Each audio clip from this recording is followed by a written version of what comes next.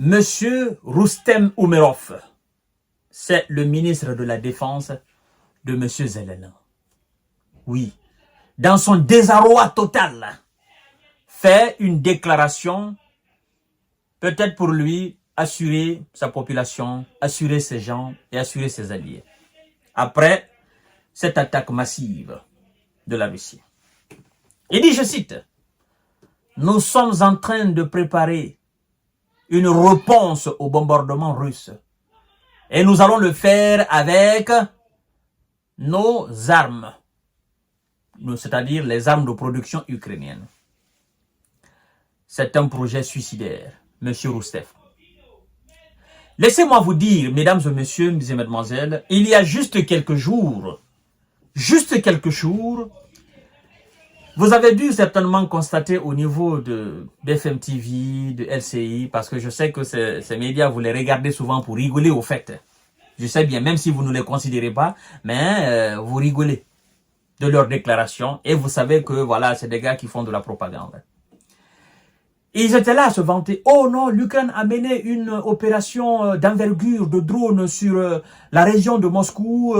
Voilà, ils ont envoyé des missiles, ils ont envoyé des drones dans la région de Belgorod. Ils ont frappé ci, ils ont frappé cela. Ils ont frappé des raffineries. Ils ont coulé, voilà, un navire qui transportait du pétrole. Ils s'en vantaient. Ils s'en vantaient, au fait, mesdames et messieurs. Ils s'en vantaient. Et en plus de cela, ils encourageaient M. Zelensky, ils l'applaudissaient. Mais avant la fête d'indépendance, le samedi passé là, avant la fête d'indépendance, en fait, les Ouïsa ils ont passé le message à M. Zelensky. Ils ont dit, attention, attention, tu risques de faire face à une attaque massive de la Russie le jour même de l'indépendance. Et donc, les Ouïsa, par le biais de leur ambassade, ils ont passé le message à tous les ressortissants des Ouïsa en disant « Restez cool, ne faites pas assez de déplacements cette semaine-là. » Parce que il y a quelque chose qui est en train de se préparer et ça risque d'être très grave. Donc, M. Zelensky était inquiet. Il ne savait pas exactement ça devait se passer à quel jour. Les Ouïsa, eux, ils ont dit le jour de la fête. Mais vous savez, eux-mêmes, les Européens et les Américains attribuent une qualité à M. Vladimir Poutine. Et je crois qu'ils sont tous unanimes là-dessus, en disant que Poutine est quelqu'un de rationnel.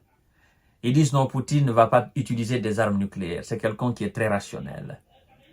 Vous savez, ils vont jusqu'à dire souvent qu'en tant qu'il y a une chance de tirer un deuxième missile nucléaire, donc la probabilité que la Russie soit la première à tirer un missile nucléaire, cette probabilité, elle est faible. Donc, s'il doit avoir un tir, que la Russie fera le deuxième tir. Si quelqu'un venait à tirer sur la Russie. Ça, c'était une parenthèse. En fait, il parle de la rationalité de M. Vladimir Poutine. Vous savez pourquoi ils le disent? Parce qu'il sait que c'est quelqu'un qui n'est pas bête. Alors, le jour de l'indépendance, certainement, Poutine a dû se dire, bon, écoutez les gars, laissons ces gens, la population ukrainienne, c'est aussi notre population. On va pas faire ce mouvement le jour de...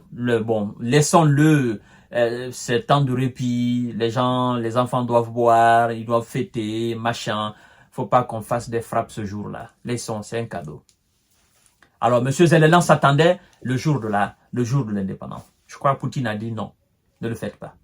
Ne le faites pas. Après la fête, certainement, la nuit de dimanche à lundi, nous allons voir.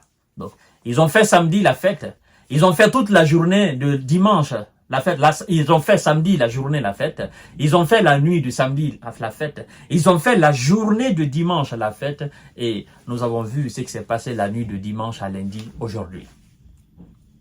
Alors, Monsieur Roustem, ou Roustem, c'est ça, Monsieur Roustem Umerov, ministre de la Défense de l'Ukraine. Laissez-moi vous dire que si vous tentez encore quoi que ce soit, parce que vous dites réponse, si vous tentez encore quoi que ce soit, vous devez savoir que ça sera une erreur monumentale de votre part. Parce que vous n'en avez pas. Les missiles, vous n'en avez pas assez. Les drones, vous n'en avez pas assez. Et si la Russie revient encore avec des répliques, et je vous ai dit, et je vous préviens toujours, c'est que la réponse de l'incursion dans la région russe de Kursk, cette réponse n'est pas encore venue. Cette réponse n'est pas, je crois qu'elle n'est même pas encore planifiée.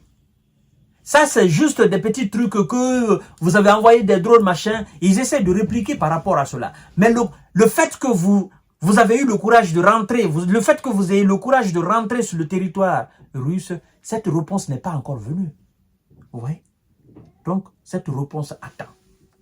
Donc, monsieur Roustem, dans la deuxième partie de votre message sur Telegram, vous avez dit que pour que vous gagnez la bataille, qu'il faut que vos alliés lèvent la restriction sur les armes qu'ils vous donnent, les armes de longue portée. C'est ce qu'il a dit.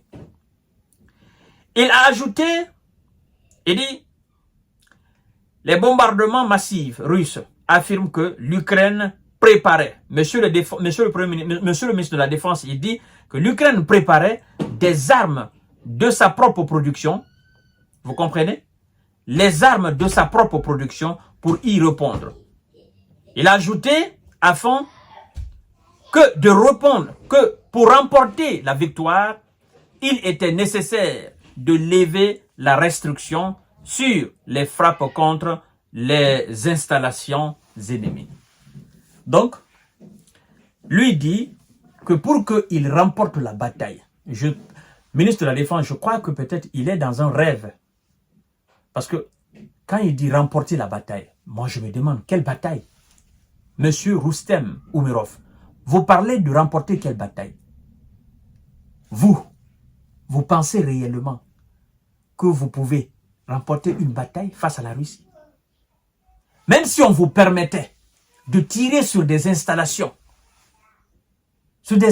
russes, vous pensez que vous pouvez remporter une bataille contre la Russie? Sérieusement, honnêtement, monsieur Roustem, laissons le discours politique à côté. Laissons le discours d'assurance de son peuple, laissons ça de côté. En toute sincérité, est-ce que vous pensez que vous pouvez remporter une bataille face à l'armée russe, face à la Russie?